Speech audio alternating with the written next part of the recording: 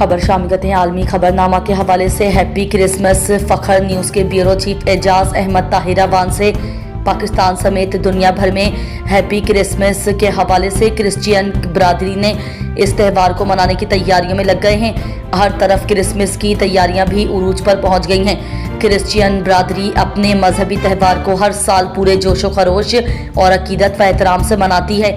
बाजारों और सुपर मार्केटों के अंदर क्रिसमस की मुनासबत से और ख़रीदारों के लिए अशिया फरोख्त के लिए भी नजर आना शुरू हो गई हैं।